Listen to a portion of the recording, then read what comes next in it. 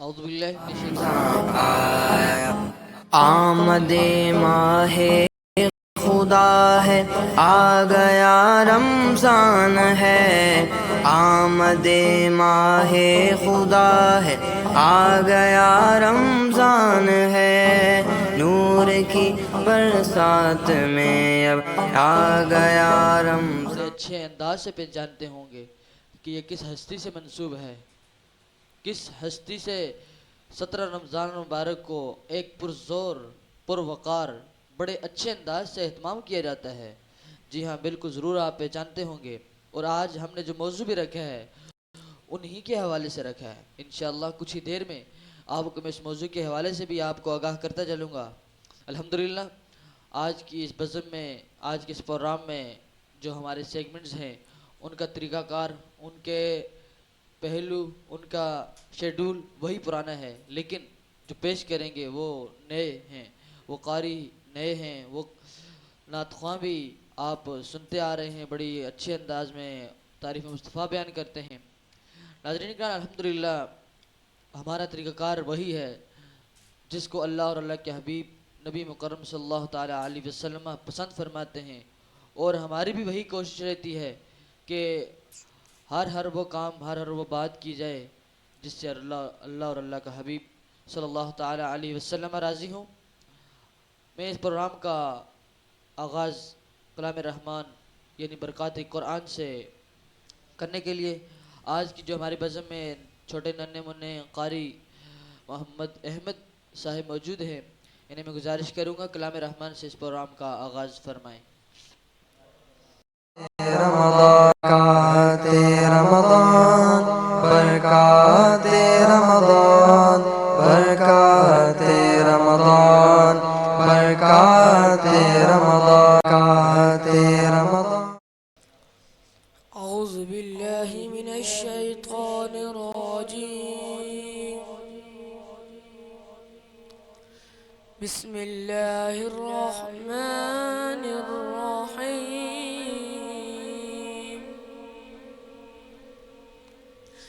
والتين والزيتون وطور سينين وهذا البلد الأمين. لقد خلقنا الإنسان في أحسن تقويم. والتين والزيتون وطور سينين وهذا البلد الأمين. لقد خلقنا الإنسان في أحسن تقويم.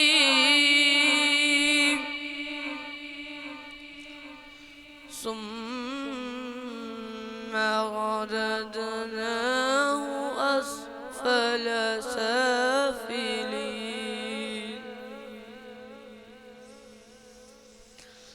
إلا الذين آمنوا وعملوا الصالحات فلهم أجر غير ممنون. اللہ سبحان اللہ۔ فما يكذبك بعد بالدين. أليس الله بأحكم الحاكمين. فما يكذبك بعد بالدين. أليس الله بأحكم الحاكمين. فما يكذبك بعد بالدين. سبحان اللہ۔ أليس الله بأحكم الحاكمين صدق الله العظيم سبحان اللہ ماشاء اللہ. بہت بہت شکریہ احمد بھائی، آپ تشریف لائے اور اس پروگرام کا آغاز کیا. اللہ رب العزت آپ کی اس آواز میں اور برکتیں عطا فرمائے. اسی طرح کلام رحمان سناتے جائیں، اس طرح تلاوت قرآن کرتے جائیں اور قرآن کی برکتیں لوٹتے جائیں. اللہ اکبر. جی ہاں ناظرین کرام، اگلے سیگمنٹ کی طرف جا رہا ہوں جو ہے تعریف مصطفیٰ صلی اللہ تعالیٰ علیہ وسلم، یعنی نعت رسول مقبول صلی اللہ تعالیٰ علیہ وسلم. بہت ہی خوبصورت آواز میں الحمدللہ انہیں اللہ نے شرف یہ عطا فرمایا ہے کہ خوبصورت آواز میں تعریف مصطفیٰ بیان کرتے ہیں محترم جناب حافظ محمد آصف قادری. تو انہیں ہی میں گزارش کروں گا کہ نعت رسول مقبول صلی اللہ تعالیٰ علیہ وسلم کی پیش ہمارے سامعین کو سنانے کی سعادت حاصل فرمائیں.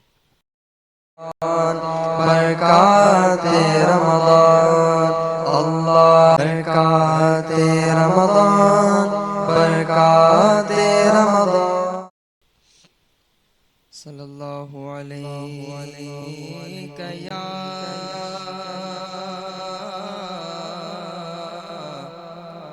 رسول اللہ وسلم علیک یا حبیب اللہ. اللہ کی سرتاب قدم شان ہے یہ، انسان نہیں انسان وہ انسان ہے یہ. قرآن تو ایمان بتاتا ہے انہیں، ایمان یہ کہتا ہے میری جان ہے یہ. صلی اللہ علیہ یا رسول اللہ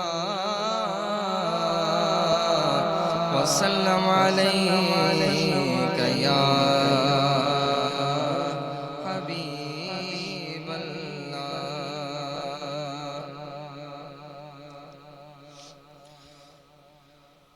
مصطفیٰ ذات یکتاب ہے، مصطفیٰ ذات یکتاب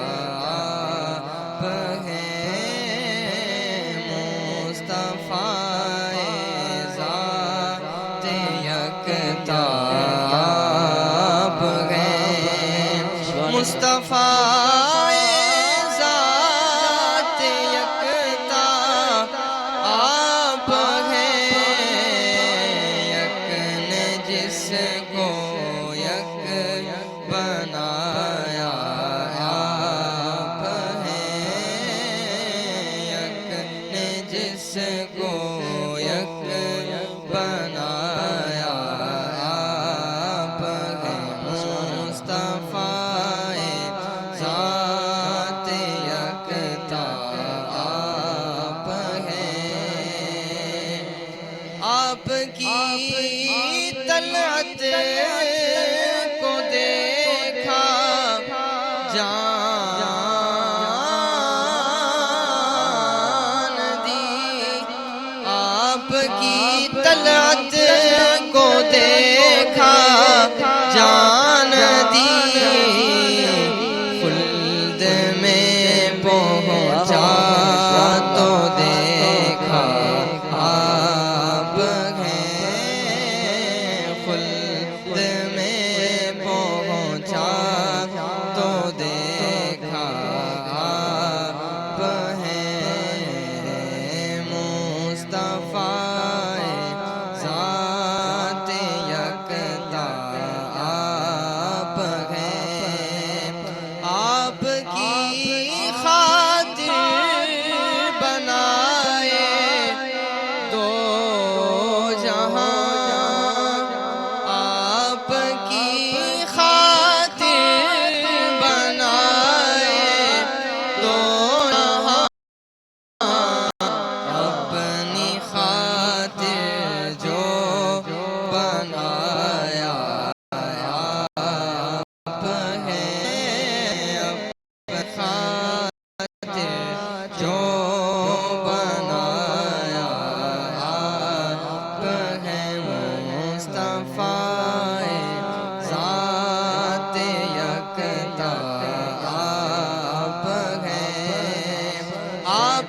جیسا کوئی ہو سکتا نہیں، آپ جیسا کوئی ہو سکتا نہیں، اپنی ہر خوبی میں تنہا آپ ہیں، اپنی ہر خوبی میں تنہا آپ ہیں، آپ ہیں، یک نے جس کو یک بنایا، آپ ہیں مصطفیٰ ذات یکتا، آپ ہیں، یک نے جس کو یک بنایا، آپ ہیں، سر سوئے روزہ جھکا پھر تجھے کو کیا، سر سوئے روزہ جھکا پھر تجھے کو کیا، سر سوئے روزہ جھکا پھر تجھ کو کیا، دل تھا ساجد نج دیا پھر تجھے کو کیا، دل تھا ساجد نج دیا پھر تجھے کو کیا، تیری دوزخ سے تو کچھ چھینا نہیں، تیری دوزخ سے تو کچھ چھینا نہیں، تیری دوزخ سے تو کچھ چھینا نہیں، خلد میں پہنچا رضا پھر تجھے کو کیا، خلد میں پہنچا رضا پھر تجھے کو کیا، خلد میں پہنچا رضا پھر تجھے کو کیا، یا عبادی کہے کہ ہم کو شاہ نے، یا عبادی کہے کہ ہم کو شاہ نے اپنا بندہ کر لیا پھر تجھے کو کیا، اپنا بندہ کر لیا پھر تجھے کو کیا، اپنا بندہ کر لیا پھر تجھے کو کیا، بے خودی میں سجدہ دریا طواف، بے خودی میں سجدہ دریا طواف، جو کیا اچھا کیا پھر تجھے کو کیا، جو کیا اچھا کیا پھر تجھے کو کیا، سر سوئے روزہ جھکا پھر تجھے کو کیا، دل تھا ساجد نج دیا پھر تجھے کو کیا، دل تھا ساجد نج دیا پھر تجھے کو کیا، سبحان اللہ، سبحان اللہ، ماشاء اللہ۔ بہت ہی خوبصورت انداز میں اللہ رب العزت کے پیارے حبیب محمد مصطفیٰ صلی اللہ تعالی علیہ وسلم کی ثنا تعریف مصطفیٰ بیان کر رہے تھے محمد آصف قادری۔ بہت ہی اللہ رب العزت نے انہیں ایک ملکہ عطا کیا ہے کہ خوبصورت آواز میں حضور کی مدح سراہی کرتے ہیں، ثنا خوانی کرتے ہیں، اور اللہ رب العزت نے اسی طرح حضور کی نعتیں پڑھتے پڑھتے اور حضور کی امت کو سنانے کی اور توفیق عطا فرمائے۔ ناظرین کرام، الحمدللہ جو ہماری جو بزم ہے آج کی، اس میں جو آج ہم نے موضوع رکھا ہے بہت ہی دلچسپ اور عمدہ موضوع ہے، اور آج کے دن کی مناسبت سے ہی ہم نے اس موضوع کو چوائس کیا ہے، کیونکہ آج کا جو دن ہے وہ بہت عظیم دن ہے، اور آج کا جو دن ہے اس کو اگر منسوب کیا جائے تو بہت عظیم ہستی سے اس کو نسبت حاصل ہے، اللہ اکبر۔ لیکن اس پر جو علماء کرام گفتگو فرمائیں گے وہ تو انشاءاللہ انہی کے ساتھ جب ہوں گے تو آپ کو انٹروڈکشن کرواؤں گا اس موضوع کی، لیکن اس سے پہلے میں ایک اور آصف بھائی سے گزارش کروں گا کہ ایک اور پیاری سی نعت جو جب آپ مدرسے میں آئے تو ہوتا ہے انسان جب شروع میں ایک دینی ماحول میں داخل ہوتا ہے تو اس طرح اس کی دل لگن نہیں ہوتی، لیکن پھر بھی ایک حد تک اس کو دینی معلومات کچھ نہ کچھ ہوتی ہے، تو ایسی یہی بھی آئے ہوں گے مدرسے میں، جب آئے ہوں گے تو اس طرح کی جس طرح آج انہیں اللہ نے ایک ملکہ عطا کیا ہے، خوبصورت آواز میں تعریف مصطفیٰ بیان کرتے ہیں، خوبصورت آواز میں قرآن کریم کو بھی سناتے ہیں، اور اس وقت تو ایسا نہیں ہوا ہوگا، کچھ کمیاں ہوں گی جو انہوں نے آیا روز اپنی کوششیں اور محنتوں کے ساتھ ساتھ ان کمیوں کو دور کیا ہوگا، تو انہیں کو میں پھر گزارش کروں گا کہ شروع میں جو آپ نعت پڑھتے تھے وہی نعت پڑھیے گا، انشاءاللہ ہمارے ناظرین سنیں گے اور انہیں بہت اچھا لگے گا۔ صلی اللہ علیہ یا رسول اللہ وسلم علیہ یا حبیب اللہ۔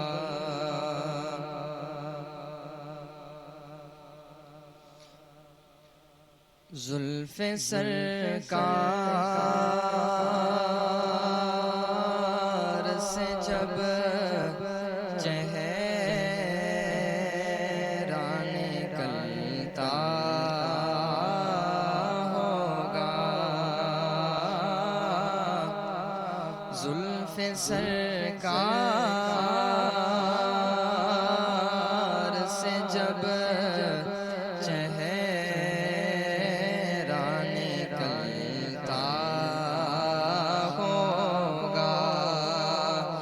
زلف سرکار سے جب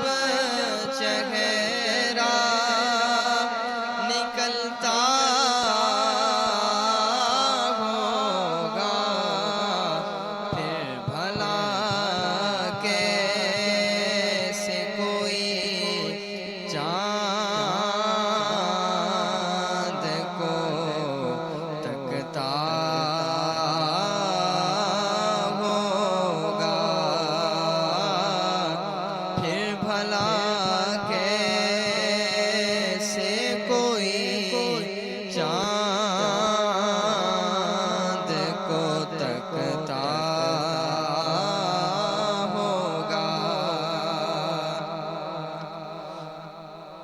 سب کو معلوم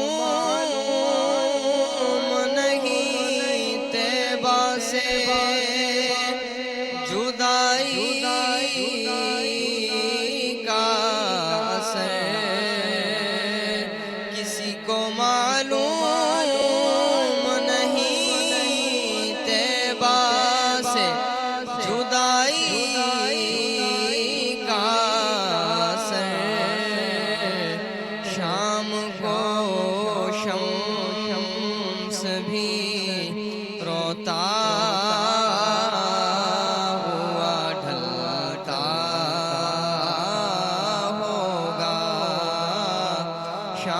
کو شمس بھی روتا ہوا ڈھلتا ہوگا زلف سرکار سے جب چہرہ نکلتا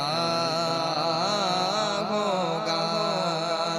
قابل رشک ہے صدیق وہ آنسو تیرا قابل رشک ہے صدیق وہ آنسو تیرا غار میں آپ کے چہرے سے ٹپکتا ہوگا غار میں آپ کے چہرے سے ٹپکتا ہوگا قابل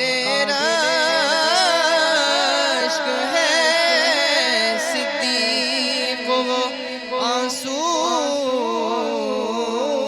تیرا قابل رشک ہے صدیق وہ آنسو تیرا جو غار میں آپ کے چہرے سے ٹپکتا ہوگا غار میں آپ کے چہرے سے ٹپکتا ہوگا زلف سرکار سے جب چہرہ نکلتا ہوگا پھر بھلا کیسے کوئی چاند کو تکتا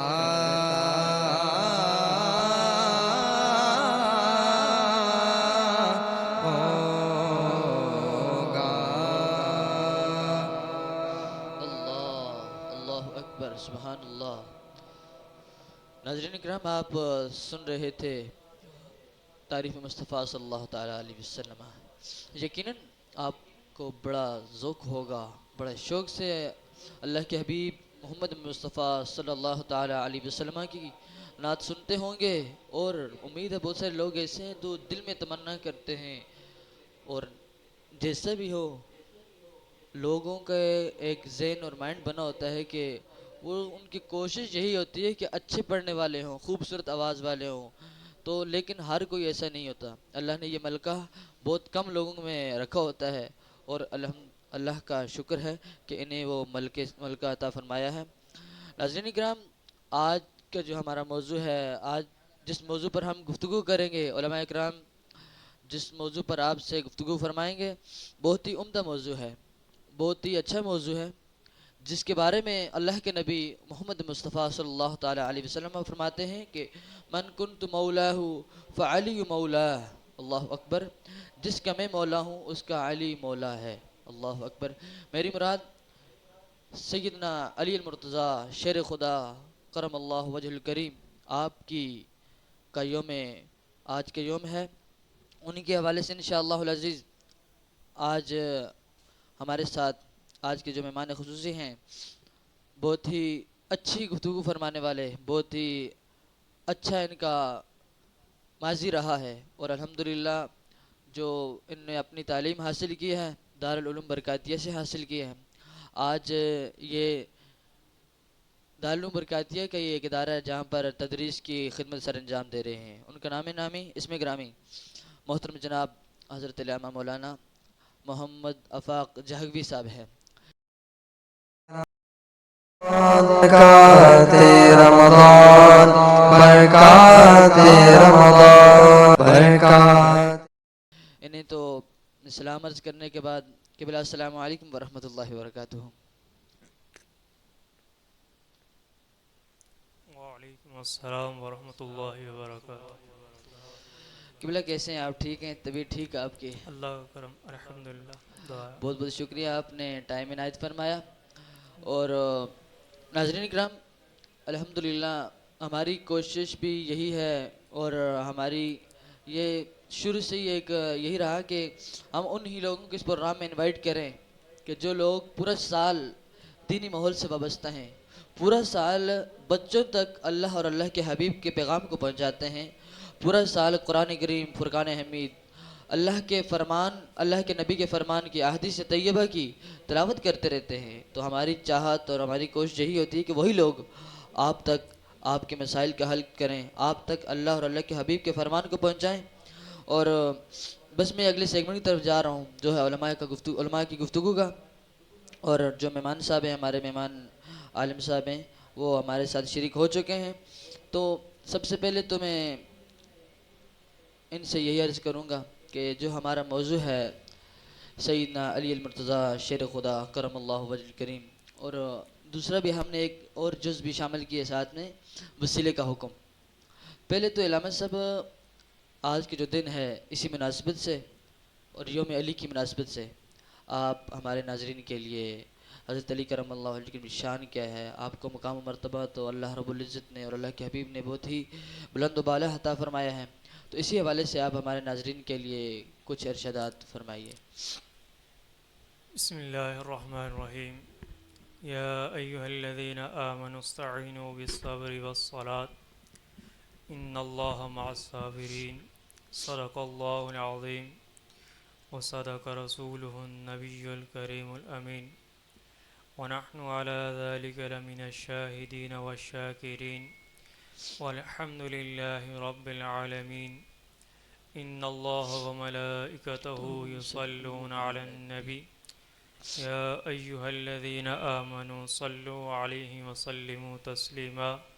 صلاۃ و سلام علیک یا سیدی یا رسول اللہ وعلی آلک و اصحابک یا سیدی یا رحمۃ للعالمین۔ حمد و ثنا کے بعد، جیسا کہ قرآن مجید فرقان حمید کی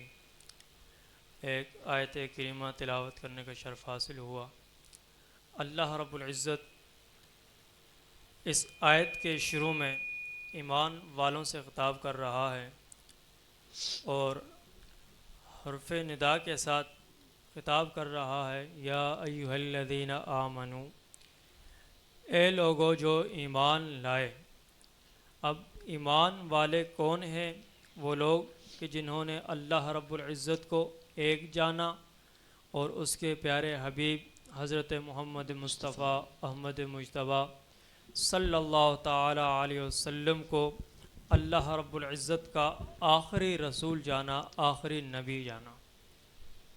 ایمان والوں میں ہر ایک ایمان والے کا دوسرے سے مقام بلند ہے، مرتبہ بلند ہے، اور ان تمام ایمان والوں میں جن کا سب سے بلند مقام اور مرتبہ ہے وہ ایمان والے ہیں کہ جنہوں نے اللہ کے نبی علیہ السلام کو اپنی حیات ظاہری میں اپنی آنکھوں سے دیکھا، اللہ کے نبی علیہ السلام کا دیدار کیا، جنہیں ہم صحابہ اکرام علیہ رضوان کہتے ہیں۔ ہر صحابی رسول کا اپنا ایک مقام، اپنا ایک مرتبہ ہے، پھر ہر ایک صحابی رسول کو اللہ کے نبی علیہ السلام سے کوئی نہ کوئی خاص مقام، کوئی نہ کوئی خاص رشتہ، کوئی نہ کوئی خاص تعلق وابستہ ہے۔ ہر ایک صحابی کا اللہ کے نبی علیہ السلام کے لیے کوئی نہ کوئی ایسا کارنامہ ہے کہ جو ایک صحابی کا ہے تو دوسرے کا نہیں، جو ایک صحابی کا مقام ہے دوسرے کا نہیں۔ آج چونکہ حضرت سیدنا مولا کائنات رضی اللہ تعالیٰ عنہ کی شہادت کا دن ہے، تو آپ رضی اللہ تعالیٰ عنہ کے حوالے سے اگر بات کی جائے تو آپ رضی اللہ تعالیٰ عنہ کا مقام اور مرتبہ یہ ہے کہ آپ علیہ الصلاۃ والسلام کے بارے میں اللہ کے نبی علیہ الصلاۃ والسلام نے ارشاد فرمایا انا مدینۃ العلم و علی بابوہا، سبحان اللہ، میں علم کا شہر ہوں، علی اس کا دروازہ ہے۔ بے شک، یعنی علم کے شہر میں جو شخص داخل ہوگا علی سے ہوتا ہوا میرے پاس آئے گا، اور علم کے شہر سے جو خارج ہوگا علی کے پاس سے ہوتا ہوا جائے گا۔ بے شک، یعنی اللہ کے نبی علیہ الصلاۃ والسلام کی بارگاہ میں آنا اور اللہ کے نبی علیہ الصلاۃ والسلام کی بارگاہ سے لوٹنا، ان دونوں راستوں میں حضرت علی رضی اللہ تعالی عنہ کا ہونا ضروری ہے۔ بے شک، اگر حضرت مولا کائنات حضرت علی رضی اللہ تعالیٰ عنہ نہیں ہیں، ہم ان کے واسطے کو نہیں رکھیں گے تو بندے کا ایمان ناقص ہو سکتا ہے، کیونکہ حضرت علی رضی اللہ تعالیٰ عنہ کے لیے کسی کے دل میں بغض ہو وہ بندہ رافضی ہے۔ بعض لوگ یہ تصور دیتے ہیں اور یہ کہتے ہیں کہ حضرت علی رضی اللہ تعالیٰ عنہ کے ساتھ محبت کرنا رفض ہے، ایسا ہرگز نہیں، بلکہ حب علی یعنی علی رضی اللہ تعالیٰ عنہ سے محبت کرنا مومن کے ایمان کا حصہ ہے، بلکہ رفض یہ ہے کہ بندہ کسی بھی ایک صحابی رسول کے لیے اپنے دل میں بغض رکھے، حسد رکھے، کینہ رکھے، یہ رفض ہے۔ اور حضرت علی رضی اللہ تعالیٰ عنہ کا مقام و مرتبہ، آپ رضی اللہ تعالیٰ عنہ کے مقام کا کیا کہنا۔ حضرت ابو فضالہ رضی اللہ تعالیٰ عنہ ارشاد فرماتے ہیں، مستدرک للحاکم میں یہ حدیث پاک موجود ہے کہ ایک مرتبہ حضرت علی رضی اللہ تعالیٰ عنہ بیمار ہو گئے، آپ سخت علیل ہوئے، تو صحابہ اکرام کے درمیان آپ رضی اللہ تعالیٰ عنہ کے لیے بحث ہوئی کہ آپ کا آخری وقت آ رہا ہے، تو لہٰذا تمام صحابہ اکرام حضرت مولا کائنات کی بارگاہ میں حاضر ہوں اور مولا علی سے معافی مانگے۔ ہر انسان سے خطا ہو جاتی ہے، چونکہ انبیاء اکرام علیہ السلام کے علاوہ بشریت میں کوئی معصوم نہیں ہے، ہر انسان سے خطا کا امکان ہے، لیکن جس کو اللہ رب العزت اس سے محفوظ کر لے، جس کو خطا سے بچا لے، یہ اللہ رب العزت کا اس بندے پر خاص فضل اور کرم ہے۔ تو حضرت علی رضی اللہ تعالیٰ عنہ کی بارگاہ میں تمام صحابہ اکرام حاضر ہوئے، اور آپ رضی اللہ تعالیٰ عنہ سے جب موت کی بات کرنے لگے تو حضرت علی رضی اللہ تعالیٰ عنہ نے وہاں ارشاد فرمایا کہ تم مجھے کیوں موت کی خبر دے رہے ہو، حالانکہ مجھے یقین ہے میری ابھی زندگی باقی ہے۔ اللہ، کیونکہ مجھے اللہ کے نبی علیہ الصلاۃ والسلام نے ارشاد فرمایا کہ علی تمہیں خلافت دی جائے گی اور پھر تمہیں شہید بھی کیا جائے گا۔ یہاں دو چیزیں واضح ہو رہی ہیں، ایک صحابی رسول کا عقیدہ اور دوسرا اللہ کے نبی علیہ الصلاۃ والسلام کا علم غیب۔ سبحان اللہ، اللہ کے نبی علیہ الصلاۃ والسلام نے مولا کائنات حضرت علی رضی اللہ تعالیٰ عنہ سے ارشاد فرمایا کہ علی تمہیں خلیفہ بھی بنایا جائے گا اور تم بستر پر انتقال نہیں کرو گے، بلکہ تمہیں جو موت آنی ہے وہ موت شہادت کی ہوگی، تمہیں کوئی شخص شہید کرے گا، تم اپنے بستر پر کبھی بھی انتقال نہیں کرو گے۔ اور دوسری چیز اللہ کے نبی علیہ الصلاۃ والسلام کا علم غیب کہ صحابی کا یہ عقیدہ ہے اللہ کے نبی علیہ الصلاۃ والسلام علم غیب جانتے ہیں۔ ہاں یہ ہمارا عقیدہ ہے کہ جو عقیدہ اللہ کے نبی علیہ الصلاۃ والسلام کے لیے مومنین کے دلوں میں ہے کہ اللہ کے نبی علیہ الصلاۃ والسلام جو علم غیب جانتے ہیں یہ آپ علیہ الصلاۃ والسلام کا ذاتی نہیں ہے، بلکہ یہ اللہ رب العزت کی عطا ہے، یہ آپ علیہ الصلاۃ والسلام کا علم عطائی ہے۔ جو اللہ رب العزت کا علم غیب ہے وہ اللہ رب العزت کا ذاتی علم غیب ہے۔ اور حضرت علی رضی اللہ تعالیٰ عنہ کا مقام اور مرتبہ کہ اللہ کے نبی علیہ الصلاۃ والسلام صحابہ اکرام کے مابین ایک مجلس لگائے ہوئے تھے کہ ذوالخویسہ نامی ایک شخص آیا اور اس نے اللہ کے نبی علیہ الصلوۃ والسلام کو ٹوکا۔ اللہ کے نبی علیہ الصلوۃ والسلام کلام فرما رہے تھے، صحابہ اکرام کو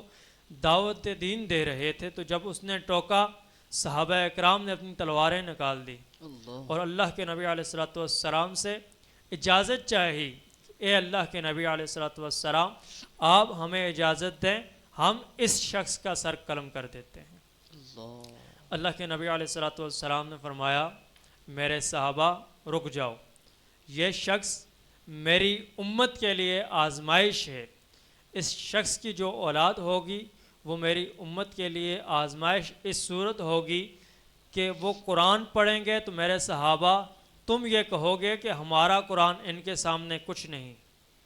وہ دین کی تبلیغ کریں گے تم یہ کہو گے ہماری تبلیغ ان کے سامنے کچھ نہیں، لیکن وہ جو قرآن پڑھیں گے وہ ان کے حلق سے نیچے نہیں اترے گا، اور وہ لوگ ہوں گے خارجی، اور تم میں سے ہر ایک شخص ان کے درمیان فرق واضح نہیں کر سکے گا۔ اللہ اگر ان کے درمیان بھی کسی نے فرق کیا، انہیں کسی نے پہچانا، وہ بھی حضرت علی رضی اللہ تعالی عنہ ہی کی ذات ہے کہ آپ رضی اللہ تعالی عنہ نے مومنین اور جو خارجی لوگ تھے ان کے درمیان فرق کیا اور واضح کر دیا کہ ان لوگوں کا اسلام سے کوئی تعلق نہیں۔ وہ لوگ ایسے بدبخت تھے کہ وہ حضرت علی رضی اللہ تعالیٰ عنہ کو بھی معاذ اللہ کافر کہتے تھے، اور حضرت علی رضی اللہ تعالیٰ عنہ کی شان یہ ہے کہ اللہ کے نبی علیہ الصلوۃ والسلام نے جب ہجرت فرمائی تھی اس وقت حضرت علی رضی اللہ تعالیٰ عنہ کو اپنے بستر پر لیٹا کر اور یہ وصیت فرمائی تھی، علی یہ جو امانتیں ہیں کل دن کو کفار کی امانتیں ان کے ہاں پہنچا کر تم مدینے آ جانا۔ تو حضرت علی رضی اللہ تعالیٰ عنہ فرماتے ہیں کہ میری زندگی کی سب سے حسین رات، سب سے خوبصورت رات اور سب سے خوبصورت لمحات جو گزرے ہیں وہ وہی والے لمحات گزرے ہیں کہ جو اللہ کے نبی علیہ الصلوۃ والسلام کی ہجرت کی رات میں نے اللہ کے نبی علیہ الصلوۃ والسلام کے بستر پر گزارے، کیونکہ ایک طرف کفار کی ننگی تلواریں تھیں کہ جیسے ہی وہ دروازہ کھول کے کمرے میں داخل ہوں گے، اللہ کے نبی علیہ الصلوۃ والسلام کے حجرے میں داخل ہوں گے تو فوراً آپ کو شہید کر دیں گے، لیکن دوسری طرف حضرت علی رضی اللہ تعالیٰ عنہ کا عقیدہ، آپ رضی اللہ تعالیٰ عنہ فرماتے ہیں کہ مجھے پورا یقین تھا کہ مجھے کفار کوئی نقصان نہیں پہنچا سکتے اور میں مدینہ پاک بھی جاؤں گا، کیونکہ یہ ارشاد میرے نبی علیہ الصلوۃ والسلام نے مجھے فرما دیا کہ علی تم یہ جو امانتیں ہیں انہیں کفار کو پہنچا دینا، مشرکین مکہ کو پہنچا دینا، اور اس کے بعد میرے پاس مدینہ منورہ آ جانا۔ یہ ایک صحابی رسول کا عقیدہ ہے، اور ایمان بندے کا کامل اسی وقت ہوتا ہے کہ جب اللہ کے نبی علیہ الصلوۃ والسلام نے فرما دیا، بندہ یہ یقین کر لے، اس پر پختگی اختیار کر دے، نبی نے کہہ دیا اب یہ کام ہو کر رہنا ہے،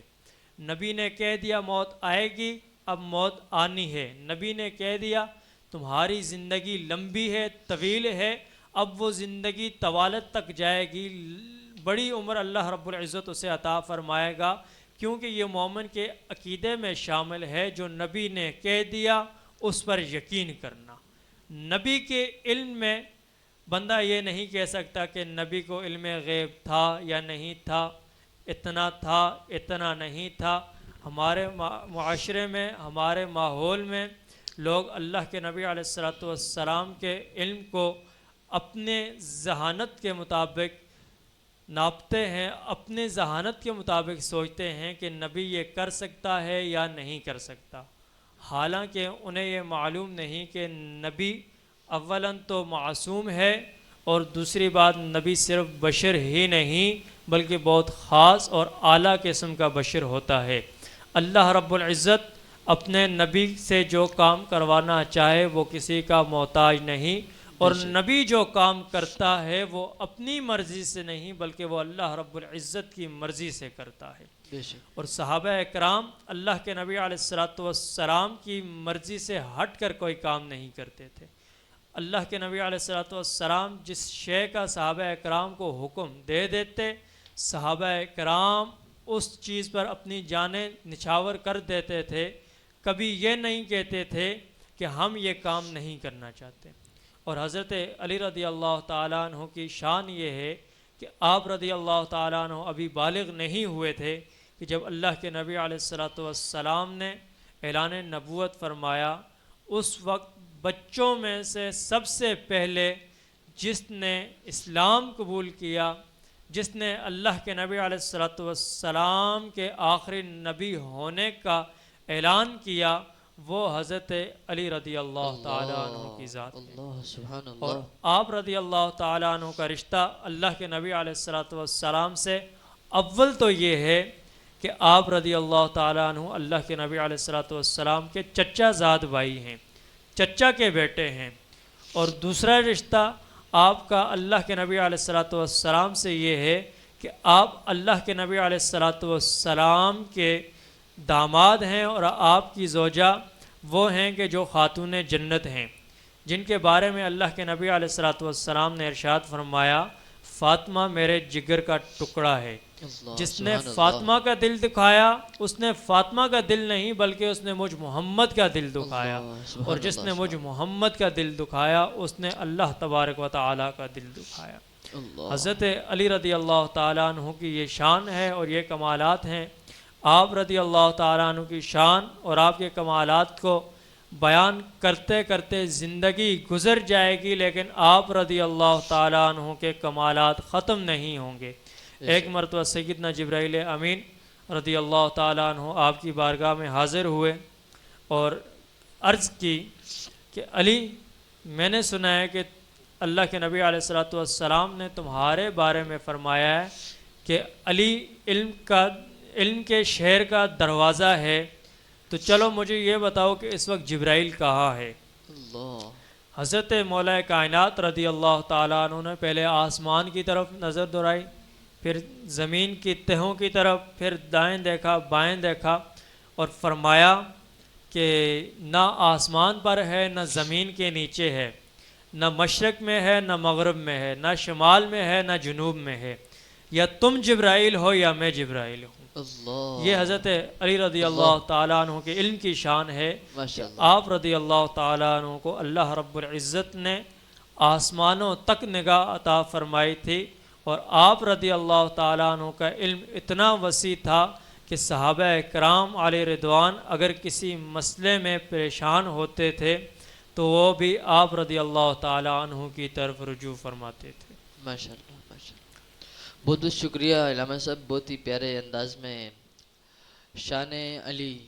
کرم اللہ وجہ کریم اور کمالات علی بیان کر رہے تھے۔ اگلے کسی موضوع کا ایک حصہ ہے کچھ وسیلے کا حکم، وسیلہ ہے کیا، اور اس کی شرعی حیثیت کے حوالے سے ہی آپ ارشاد فرمائیں۔ وسیلہ کیا ہے؟ سب سے پہلی چیز تو یہ سمجھنے کی ہے کہ وسیلہ ہے کیا۔ بے شک۔ وسیلہ ایک سہارا ہے، ایک آڑ ہے، ایک راستہ ہے کہ اگر ہمارا کوئی بھی کام ہو اس کو بذات خود اگر ہم نہیں کر سکتے تو ہم کسی کی مدد لیتے ہیں، ایک مدد طلب کرنا ہے۔ تو ہم جو بھی کام کرتے ہیں اللہ رب العزت کی بارگاہ میں ایک دعا کرتے ہیں، ایک التجا کرتے ہیں، اس کے لیے ہم اللہ رب العزت کے جو خاص بندے ہیں ان کا وسیلہ پیش کرتے ہیں کہ اگرچہ ہمارا کام نہیں ہو رہا، اب ہم اللہ رب العزت کے ہاں دعا کر رہے ہیں ان کے وسیلے سے کہ مولا تو ہماری ذات کو، ہمارے اعمال کو نہیں دیکھ، بلکہ ہم جس ذات کا، جن ذوات کا، جن لوگوں کا وسیلہ پیش کر رہے ہیں وہ تیرے خاص بندے ہیں۔ اور لازمی نہیں کہ وسیلہ بندوں ہی کا پیش کیا جائے، کبھی بندوں کے علاوہ بھی بعض اللہ رب العزت کی ایسی چیزیں ہیں کہ جن کا وسیلہ پیش کیا جا سکتا ہے۔ اور خود اللہ رب العزت نے اپنے وسیلے کو قرآن مجید میں بھی ارشاد فرمایا کہ یا ایھا الذین آمنوا استعینوا بالصبر والصلاۃ، اے ایمان والو تم اللہ سے مدد طلب کرو. پہلی چیز صبر، دوسری چیز نماز. ان اللہ مع الصابرین، بے شک اللہ رب العزت صبر کرنے والوں کے ساتھ ہے. بے شک. اب نماز اور صبر دونوں چیزیں غیر اللہ ہیں. ان میں سے کوئی ایک چیز بھی اللہ نہیں ہے، کوئی ایک چیز بھی خدا نہیں ہے، بلکہ دونوں غیر اللہ ہیں، دونوں اللہ رب العزت کی مخلوق ہیں، خواہ صبر ہو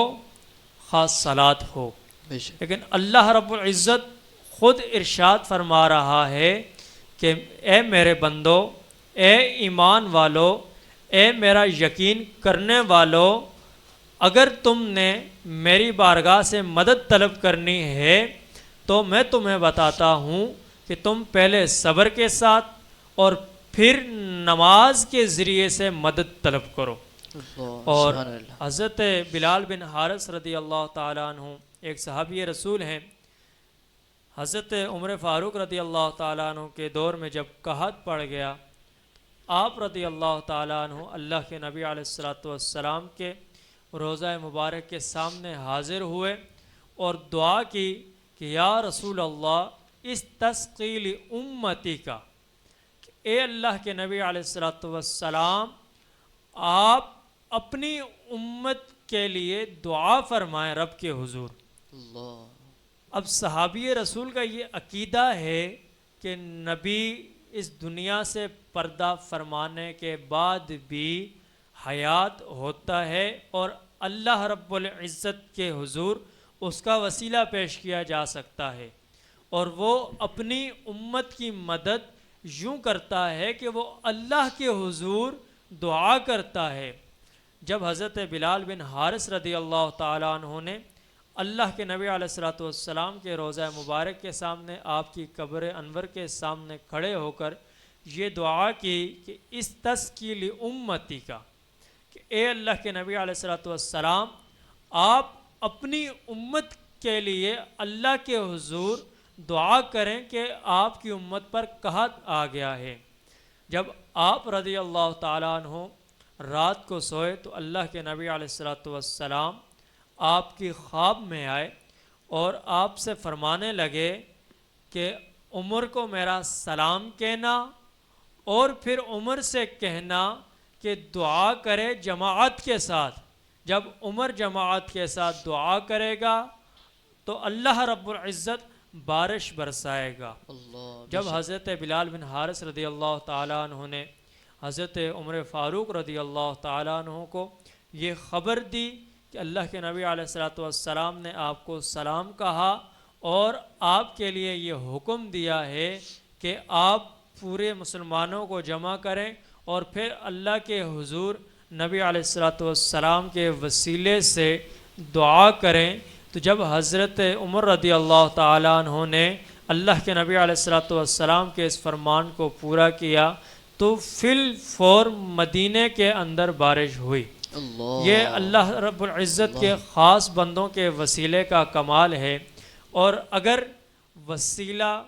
پیش کرنا شرک ہوتا، بدعت ہوتا، تو ہرگز اللہ رب العزت اس کو اپنے پاک کلام میں بیان نہ فرماتا. بے شک. جب اللہ رب العزت نے اس کو اپنے پاک کلام میں بیان فرما دیا، اس کا مطلب یہ ہوا کہ وسیلہ پیش کرنا ہرگز بدعت نہیں ہے، وسیلہ پیش کرنا ہرگز شرک نہیں ہے. بے شک. کیونکہ شرک ہوتا ہی اس وقت ہے جب ہم اللہ رب العزت کے علاوہ کسی اور کو عبادت کے لائق سمجھیں، کسی اور کو الہ مانیں، یہ ہے شرک. اگر کسی اور کو الہ نہیں مانتے لیکن مددگار مانتے ہیں، یہ شرک نہیں ہے. بے شک. کیونکہ جب بچہ چھوٹا ہوتا ہے تو وہ کھانا اپنی ماں سے طلب کرتا ہے یا اپنے والد سے طلب کرتا ہے کوئی چیز کھانے کے لیے یا کوئی بھی چیز، تو اس کا والد اس کی حاجت کو پوری کرتا ہے، اس کی ماں اس کی حاجت کو پوری کرتی ہے. اب بعض لوگ یہ کہتے ہیں کہ نہیں، زندہ لوگوں سے مدد مانگی جا سکتی ہے، مردہ لوگوں سے نہیں، اور اس کی وہ علت یہ بیان کرتے ہیں کہ مردہ تو خود مردہ ہوتا ہے، وہ تمہاری کیا مدد کرے گا۔ تو اس کا مطلب یہ ہوا کہ ان لوگوں کا یہ عقیدہ ہے کہ زندہ تو اللہ رب العزت کی مدد کر سکتا ہے، اللہ رب العزت زندہ لوگوں کی مدد کا محتاج ہے، جو مردہ ہیں وہ اللہ کی مدد نہیں کر سکتے، اللہ رب العزت ان کی مدد کا محتاج نہیں۔ بلکہ ہرگز ایسا نہیں ہے، ہمارا عقیدہ یہ ہے کہ اللہ رب العزت کسی کی ذات کا محتاج نہیں ہے، بلکہ کائنات کی ہر ذات اللہ رب العزت کی ذات کی محتاج ہے، اور اللہ رب العزت اپنے بندوں کو ہر ایک چیز وسیلے کے تحت دیتا ہے۔ ہمیں اللہ رب العزت نے زندگی دی،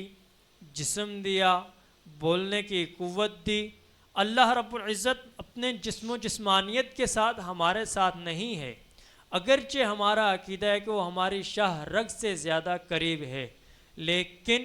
ہر ایک انسان کے لیے اللہ رب العزت نے 2 فرشتے مقرر کیے ہیں۔ بے شک اللہ رب العزت نے ہمیں جو دین دیا، اللہ رب العزت نے ڈائریکٹ ہمیں نہیں دیا، بلکہ ہماری ہدایت کے لیے بیچ میں اپنے انبیاء کرام علیہ السلام کو بھیجا، پھر ان انبیاء کرام علیہ السلام کے دیے ہوئے دین کو آگے پھیلانے کے لیے ہمارے درمیان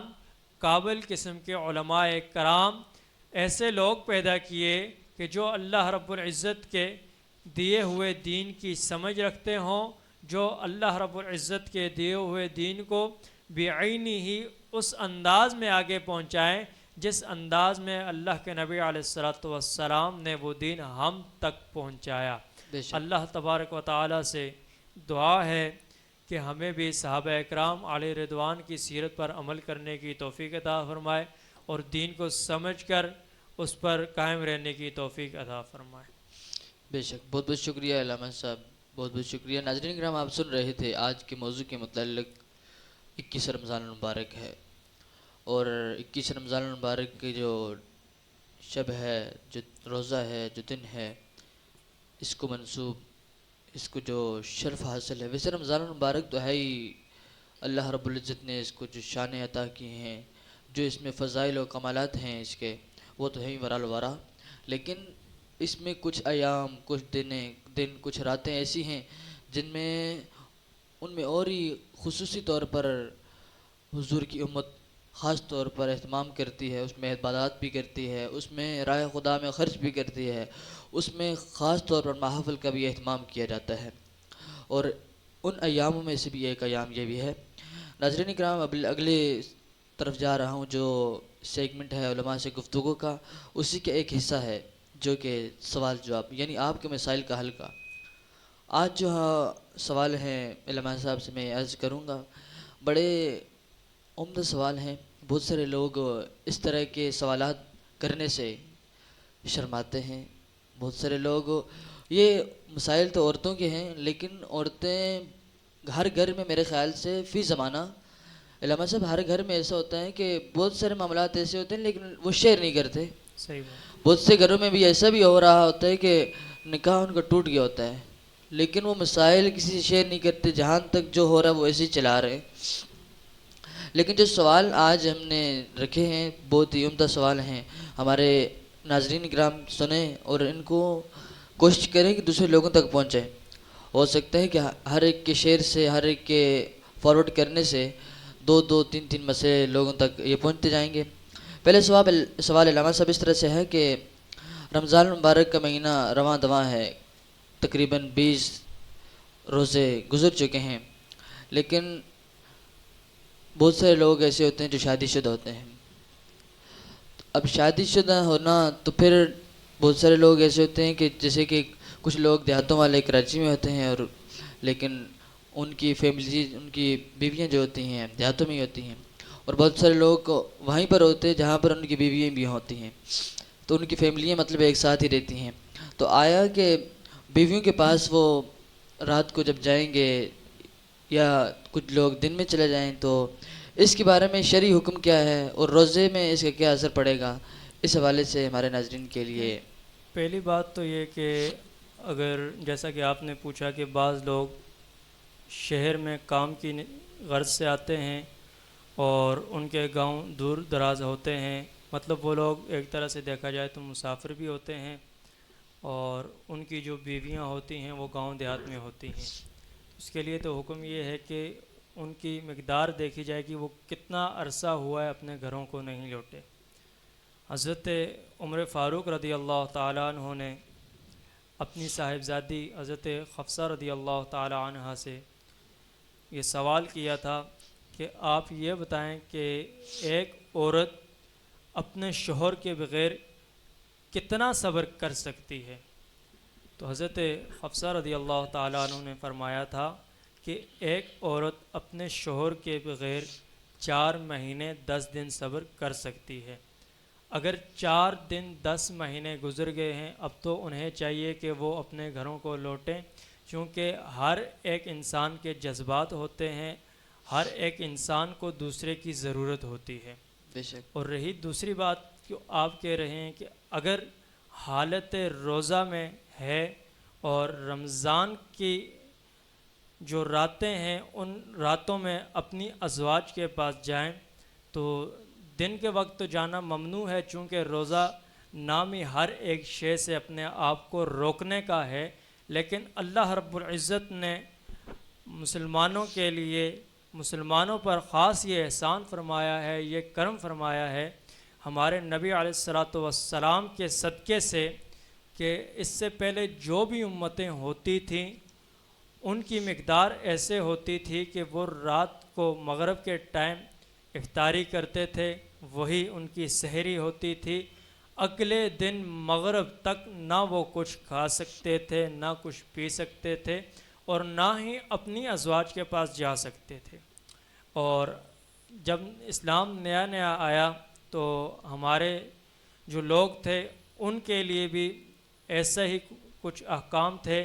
کہ نماز مغرب سے نماز عشاء تک کا جو دورانیہ تھا اس دوران وہ اپنی ازواج کے پاس جا سکتے تھے، اس کے بعد ان کو منع کر دیا جاتا تھا۔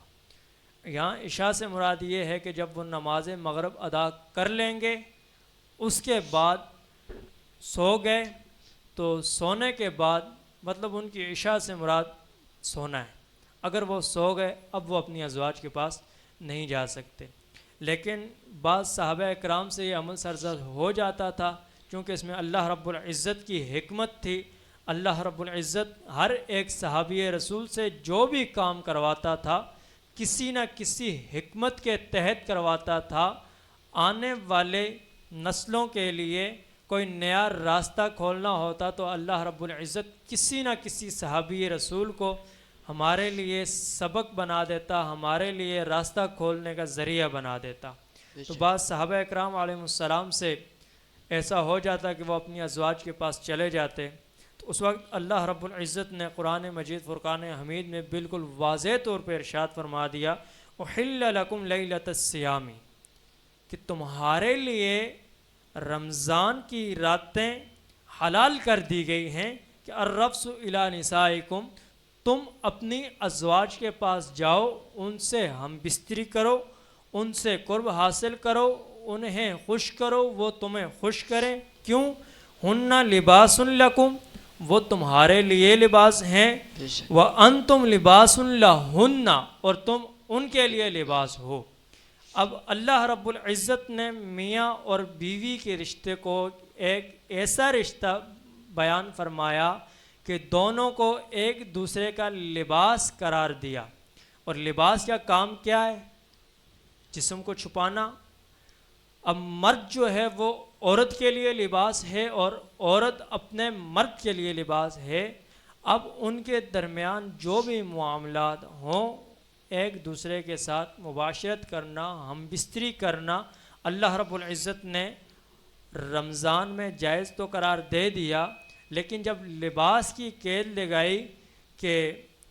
ہن لباس لکم، وہ تمہارا لباس ہیں، وانتم لباس لہن، اور تم ان کا لباس ہو، یعنی تمہارے درمیان جو معاملات ہوں انہیں دوسروں کے ساتھ شیئر نہ کیا جائے،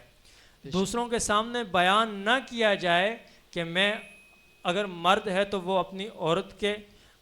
جو عیب ہیں، عورت کے پاس جو معاملات ہوئے انہیں غیروں میں بیان کر رہا ہے، اور عورت غیروں میں اپنے شوہر کی چیزوں کو بیان کرتے جا رہی ہے، تو اب یہاں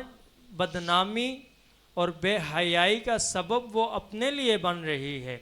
کیونکہ جو لباس ہوتا ہے اگر آپ اپنے لباس کا دامن آگے سے اٹھائیں گے تو شرمگاہ آپ کی دیکھے گی، اگر آپ اپنے لباس کا دامن پیچھے سے اٹھائیں گے تو شرمگاہ آپ کی دیکھے گی، بدنامی آپ کی ہوگی، ذلت آپ کی ہوگی۔ بالکل اس لیے اللہ رب العزت نے میاں اور بیوی کو ایک دوسرے کا لباس بیان فرما دیا کہ میاں اور بیوی ایک دوسرے کے لیے لباس ہیں، تو لہٰذا انہیں چاہیے کہ اپنے رازوں کو اپنی حد تک ہی محدود رکھیں۔ بے شک، بہت بہت شکریہ، بہت ہی پیارا سوال ہے۔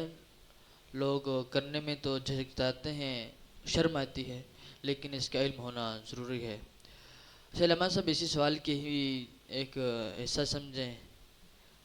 کہ روزے کی حالت میں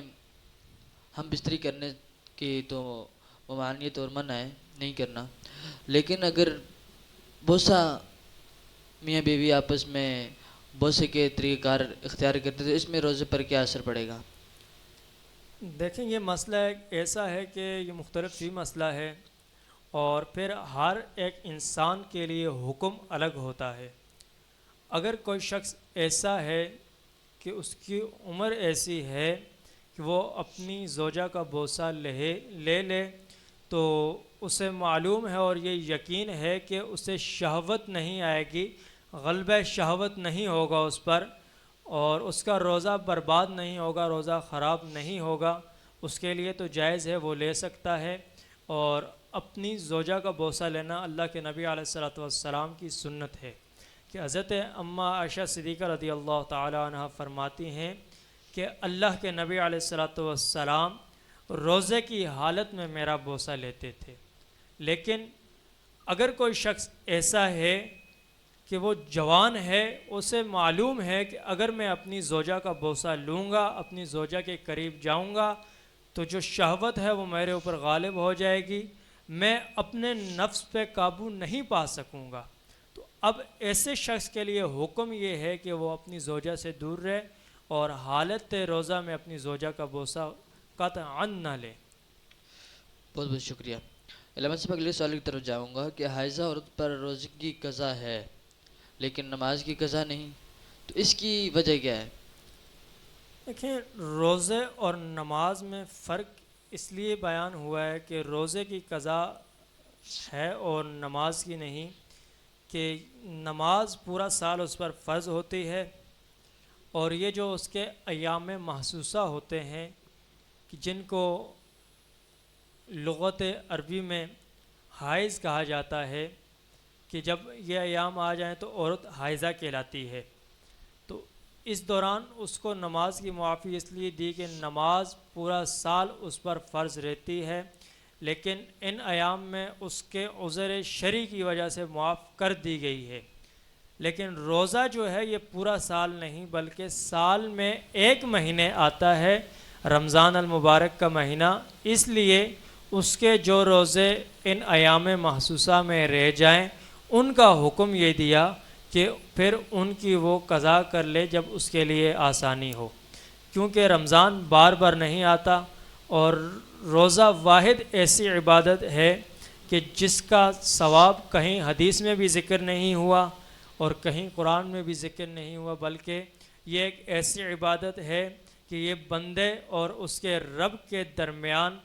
کا راز ہے کہ اللہ رب العزت ہر بندے کو اس کی استطاعت اور اس کی ضرورت اور اس کی اوقات کے مطابق ثواب عطا فرمائے گا کہ اس بندے نے روزہ رکھا، کس انداز سے رکھا،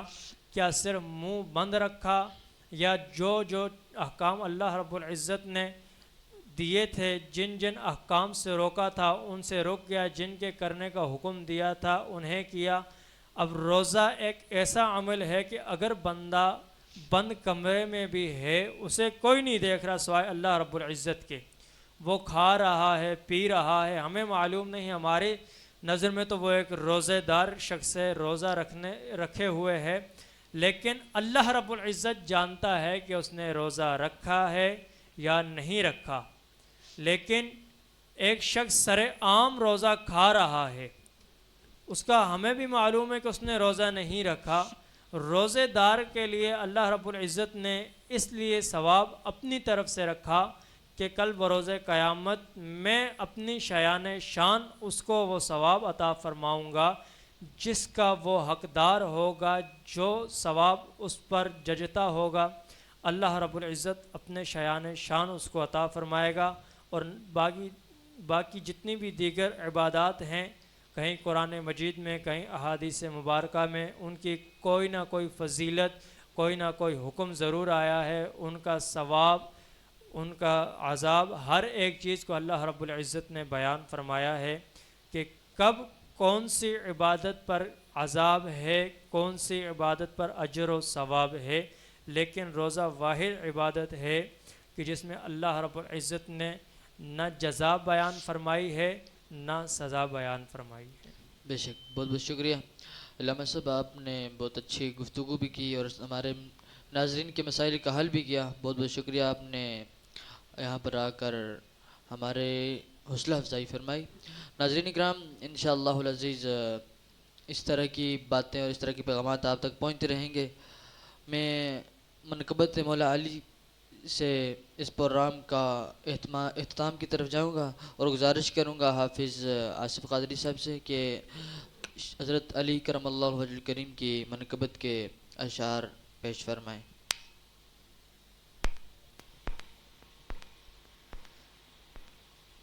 صلی علی نبینا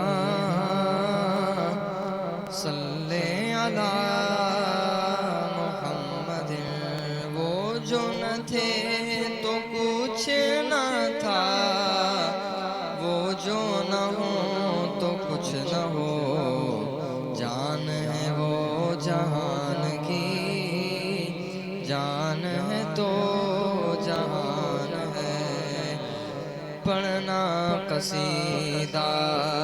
حق دے ولیدہ، پڑھنا قصیدہ حق دے ولیدہ، سارے لگاؤ نعرہ لیدہ، پڑھنا قصیدہ حق دے ولیدہ، پڑھنا قصیدہ حق دے ولیدہ، سارے لگاؤ، سارے لگاؤ نعرہ لیدہ، پڑھنا قصیدہ۔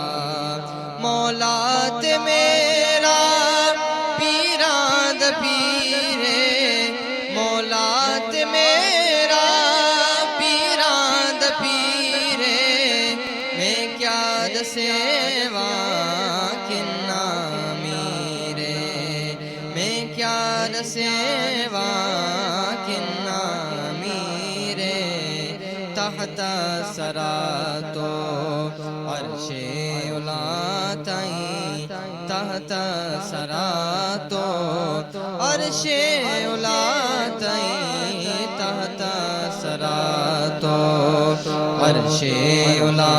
تائیں، سارے دسارا، سارے دسارا رقبہ لیدہ، پڑھنا قصیدہ حق دے ولیدہ، پڑھنا قصیدہ۔ ایک عام والے ایک خاص والے، جڑا خاص والے سیدہ دلالے، جڑا خاص والے سیدہ دلالے، نیزے تے چڑھ کے قرآن سنایا، نیزے تے چڑھ کے قرآن سنایا سب نو پڑھایا کلمہ نبی دا پڑھنا قصیدہ جھکیاں میں درتے بڑھ کے سوالی جھکیاں میں درتے بڑھ کے سوالی عزت ملی ہے جگ تو نرالی عزت ملی ہے جگ تو نرالی کئی لوگ آنکھیں میں کوں قلندر کئی لوگ آنکھیں میں کوں قلندر سگہاں مگر میں سگہاں مگر میں علی دی گلی دا پڑھنا قصیدہ حق دے ولی دا سارے لگاؤ نعرہ علی دا پڑھنا قصیدہ سبحان اللہ، ماشاء اللہ، بہت ہی خوبصورت انداز میں منقبت مولا علی پیش کر رہے تھے۔ ناظرین اکرام، آپ دیکھ رہے ہیں 21 رمضان مبارک کی آج کی یہ بزم، اور الحمدللہ اللہ رب العزت کا شکر گزار ہوں کہ اللہ نے اس طرح کی بزموں میں ہمیں شریک فرمایا اور ہمیں اس طرح کی بزموں میں اللہ اور اللہ کے حبیب کے پیغامات کو آپ تک پہنچانے کی توفیق عطا فرمائی۔ اسی طرح آپ دیکھتے رہیں اور سنتے رہیں برکات رمضان ٹرانسمیشن کو، اور اپنے دوسرے دوست احباب میں بھی اس کو ساتھ جوڑتے رہیں، ان کو بھی اس اچھے کام میں شریک کرتے جائیں، اور ملتے ہیں اگلے پروگرام میں۔ السلام علیکم ورحمۃ اللہ وبرکاتہ۔